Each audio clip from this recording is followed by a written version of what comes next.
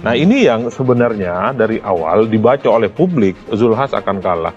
Tapi nyatanya kemenangan hari ini itu menunjukkan bahwa kerja politik Zulhas selama ini relatif diterima, didukung dan terkonsolidasi dengan baik di teman-teman DPW dan DPD. Konsolidasi itu menjadi kunci dari kemenangan Zulkifli Hasan. Betul, artinya selama menjadi petahana 5 tahun Zulhas mampu meyakinkan semua peserta kongres yang mayoritas dari DPD dan DPW untuk tetap meyakini Zulhas ini adalah calon pemimpin yang bisa membawa PAN jauh lebih besar ke depan. PAN ketika memang tidak punya kandidat karena kalender pemilu serentak, maka center of kandidat orang memilih nama lebih cenderung daripada memilih partai politik, sehingga untuk mendapatkan itu PAN harus mencepat mentekoper mengakuisisi bahwa untuk peningkatan elektabilitas PAN ini patut disyukuri oleh PAN gitu, karena itu juga momentum yang paling tepat.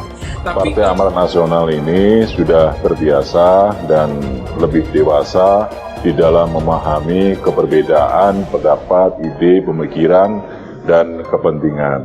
Tetapi semuanya tetap dalam moral politik yang sama sesuai dengan ADART partai.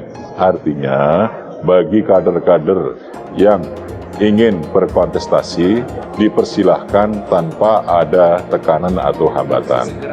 Yaitu PAN, kalau kita lihat, pemilih PAN itu cenderung sebenarnya bukan ke Ganjar, bukan ke Pak Prabowo, tapi lebih besar ke Anies Baswedan. Itu temuan kita, 2,9%. Nah, cuma memang kalaupun ini menjadi tantangan bagi PAN untuk memastikan bahwa ini tidak masalah bagi PAN karena memang punya kader nanti Ganjar tidak diwakafkan tapi diambil sebagai kader PAN, ini menarik akan menjadi mungkin efek ekor jas itu bisa dinikmati oleh PAN karena hari-hari memang mental bertarung PAN kan ada masalah di situ. Misalnya kalau PAN mengusung yang bukan kader ya, sekali muncul menggandeng nama besar sesepuh PAN. Misalnya Mulfahri dalam banyak hal datang dengan Pak Amin Rais, ataupun misalnya Atman Abnur datang kemudian dengan Pak Hatta Rajasa. Tapi tidak membawa sosok diri tentang apa yang harus dilakukan untuk mengalahkan Zulkifli Hasan. Secara pribadi begitu ya, secara personalnya. Saya sih melihat kenapa Zulhas ini menang, selain memang mampu meyakinkan teman-teman DPD dan DPW, para penantangnya agak telat. Kalau 5 bulan, 6 bulan penantangnya ini declare akan menjadi penantang, saya kira peta politiknya akan terjadi. Ataupun kalau kongres ini agak mundur sedikit, seminggu 2 minggu, kemungkinan akan kalah cukup terbuka. Buktinya misalnya Mulfahri ini suaranya signifikan. Ya, dengan masa yang tadi dengan masa yang terlambat tadi. Betul, dengan masa yang menurut saya juga tidak terlampau jauh. Bayangkan Zulhas 5 tahun menjadi ketua umum PAN, suara dan selisihnya dengan Mulfahri kurang lebih di angka 100. Jadi proses kompetisi ini menurut kami adalah sesuatu yang terbiasa di internal PAN, mungkin berbeda dengan partai yang lain, tetapi satu prinsip bahwa ini adalah merupakan bagian dari proses pengambilan keputusan tertinggi di partai, yaitu melalui kongres, dan terjadi kompetisi yang sehat, yang objektif, dan rasional. Peserta yang merupakan ketua-ketua DPD tingkat kabupaten, kota, dan provinsi telah memiliki kesadaran politik yang tinggi, tidak bisa ditekan, tidak bisa direkayasa. Mereka punya aspek rasionalitas dan aspek keberpihakan terhadap para kandidat. Jadi, adanya kompetisi yang terjadi di internal partai ini menunjukkan bahwa proses demokrasi di Partai Amanat Nasional telah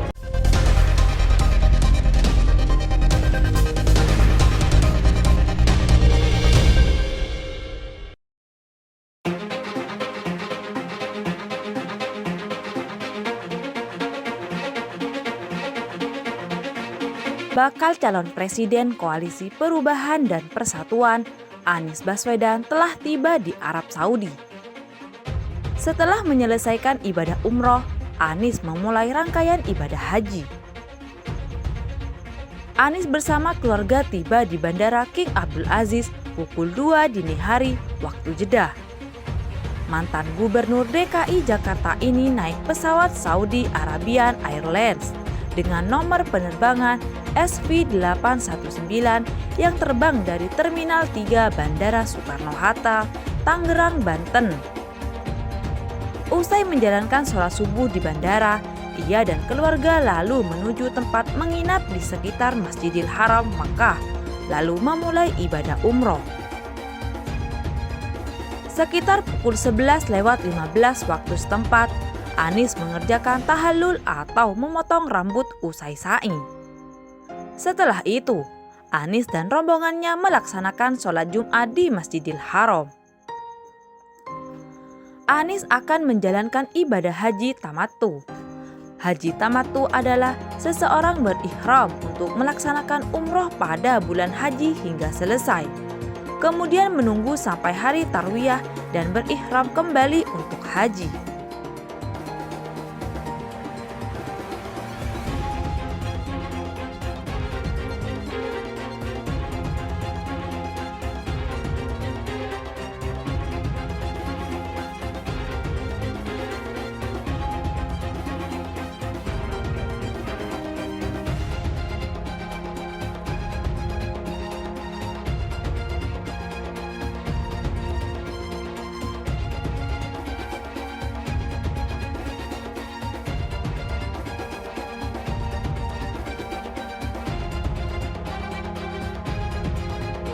Bakal calon presiden Koalisi Perubahan dan Persatuan, Anies Baswedan telah tiba di Arab Saudi. Setelah menyelesaikan ibadah umroh, Anies memulai rangkaian ibadah haji.